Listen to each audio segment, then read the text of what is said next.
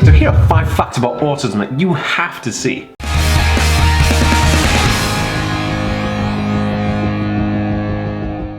Hey guys, welcome back to the Aspie world. My name is Dan. I have autism, ADHD, OCD and dyslexia, and I make weekly videos on this type of content. So if you're new around here and you want to learn more about that, then hit that subscribe button down below by clicking the notification bell so you don't miss a video.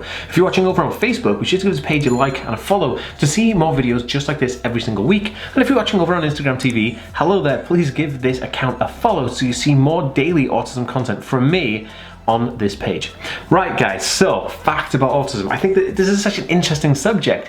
Oh man, this is why I love doing what I do. So welcome back guys, if you're new around here. This is where we think differently daily. What's up my different thinker fam? Hope you guys are feeling awesome and just really, yeah, just living it.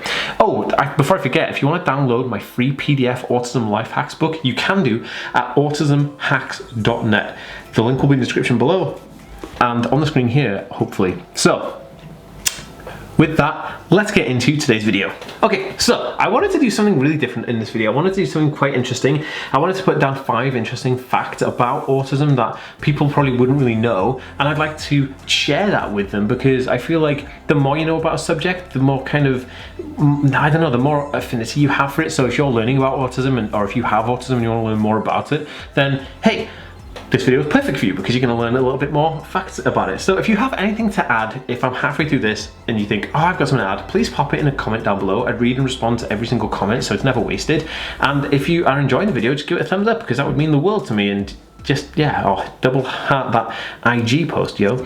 Okay, so number 1, this is fact number 1, the history, right? So autism was first studied in the 1940s.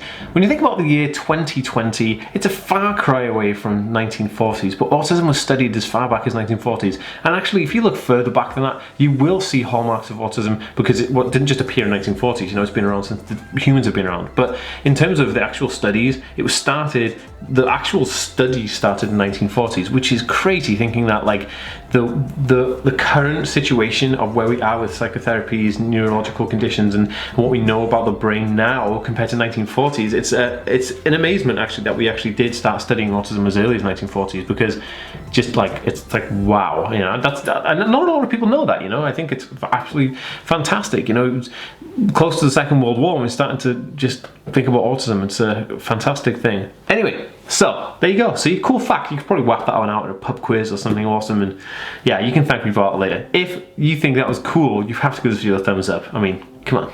Okay, so fact number 2 is that autism had a name change, right? And this is really interesting. I find this super fascinating. So, autism was originally called early infantile autism because it was named from the research that was done by Leo Kanner. Leo Kanner actually dubbed it as Kenner syndrome initially, but then also then they changed it to early infantile autism, which is really interesting because he kind of dubbed it what it is today. Even though it went through a few name changes, it is very, very interesting. And that was the kind of, in its early stages, it was early infantile autism, but they just dropped the early infantile part because, well, I just felt better just being autism, right? Because it wasn't just early infantile people who were being diagnosed. It could be diagnosed at any age. It was just that they were studying children at the time. Okay, so fact number 3 is more common in males, right? This is really interesting and it kind of bugs me a little bit, but we'll get through it. This is an actual fact. So autism is 3 times more likely to be diagnosed in males than females. And this is, you know, there's a lot of skepticism around it because it's due to the fact that the males display traits differently to female traits, right? But the males' research has always just been the main focus. So focusing on males with an autism spectrum disorder became like the way that they diagnosed it. And so when you put females up against it, you think, well, how does a female fit into the male categories for it? It just doesn't really make much sense, and that's kind of like where a lot of people kind of get a little bit, I don't know, weirded out by it. I actually kind of get, you know, a 3-to-1 ratio. I don't think that's real. I think that that's because we're only diagnosing males because we only have historical documents to kind of go through diagnostic documentation for males, and we need to adapt and evolve that for females inclusivity as well. But that's a different video. If you'd like to see a video on that type of subject, please pop it in a comment down below. Let me know your thoughts on it and I'll see if I can get a video out. Okay, so number 4 is diagnosis is on the rise. And this is really interesting. There are a large increase in the amount of people diagnosed with autism autism, and this could be down to a few factors, right? The rise of understanding about autism, like the rise of education and people knowing more about it and learning more about it.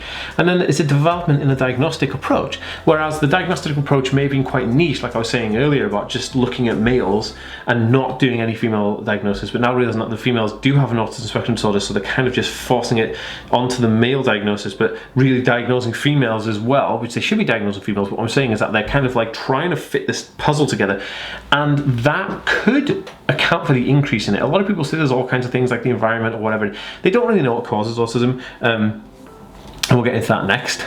But in terms of like the diagnostic on the rise, it's very interesting that there are a lot more people now diagnosed with autism per year than there ever has been ever in the history of it being diagnosed.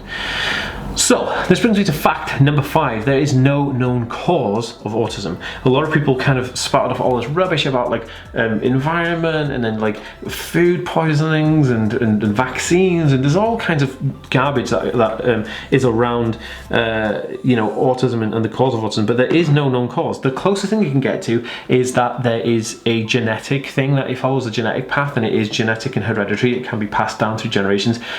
Is as far as I can understand. It's genetic, but that's as far as it goes. There's no known cure for it, despite what anybody may tell you. And you know, there's some horrific things that happen to people because of the fact that they think that they can cure autism, which is an incurable condition. It's a neurological developmental disorder, nothing else.